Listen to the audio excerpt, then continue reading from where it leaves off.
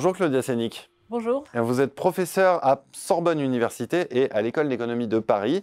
Vous co-dirigez l'Observatoire du bien-être au CEPREMAP et vous venez de publier Bien-être au travail, ce qui compte. Alors dans ce livre, vous vous appuyez sur les recherches récentes pour mettre à jour les sources profondes, voire invisibles, de ce qui fait ce bien-être au travail. Alors première question, quelles sont-elles? Quelles sont ces sources auxquelles on ne pense pas? Celle auquel on ne pense pas, c'est tout ce qui est de l'ordre de comment on fait les choses plutôt que qu'est-ce qu'on fait. Donc tous les facteurs, on peut dire, organisationnels. Donc le climat social, c'est-à-dire est-ce que je suis motivée par mon organisation? Est-ce que je peux compter sur mes collègues? Est-ce que je suis consultée quand on prend des décisions, quand il y a des changements?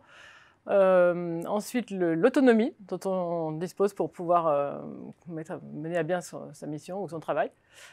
Et puis les perspectives de progression. C'est vraiment les trois grandes catégories. Et puis peut-être on peut ajouter la répartition des salaires et des rémunérations dans l'entreprise. Oui, justement, qu'en est-il de la transparence? Il y a de plus en plus de demandes. Est-ce que la transparence en matière de salaire, c'est une source de bien-être?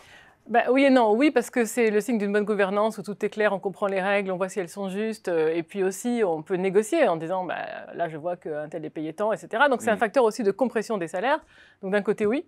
Et d'un côté, non, parce que ça attire l'attention des gens sur un sujet toxique, et en fait, qui fait mal, parce que les gens se comparent toujours à ceux qui sont mieux rémunérés. Et dans ce cas-là, ça les rend malheureux, même si en fait rien n'a changé. C'est l'information les rend malheureux. Alors comment est-ce que les évolutions actuelles impactent ce bien-être au travail? Et je pense bien évidemment à cette période de confinement qui a signifié une montée en puissance, sans doute durable, même s'il est trop tôt pour se prononcer, du télétravail. On sait par exemple, voilà, vous l'avez dit, que les relations entre collègues, c'est une source essentielle de bien-être. Et si on a moins de présentiel, est-ce qu'on n'est pas un peu en train d'entamer ce facteur de bien-être? C'est vraiment la question. À vrai dire, il n'y a aucun travail là-dessus. Toutes les études sur le bien-être au travail se sont toujours appuyées sur des données qui étaient dans les entreprises. Or, on sait que le travail sort des murs de l'entreprise depuis un certain temps, avec le coworking, avec la digitalisation, et maintenant, avec le confinement, c'est poussé à son comble.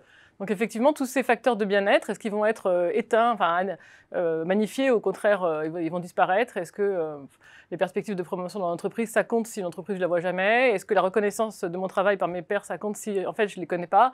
Est-ce qu'on peut... le statut, est-ce que ça compte encore? Toutes des questions. Et même l'autonomie et le contrôle. Quand on travaille à distance, on peut penser que c'est plus de contrôle, mais c'est peut-être au contraire une espèce de suppression de la séparation entre vie privée et travail, et donc moins d'autonomie finalement. Donc en fait, c'est des questions ouvertes, et en fait, pour l'instant, c'est un champ de recherche. Et c'est plutôt une bonne nouvelle pour les chercheurs. Voilà. Bien, merci beaucoup Claudia Sénic. Je rappelle la publication de votre livre Bien-être au travail, ce qui compte, aux presses de Sciences Po. Merci encore. C'est moi.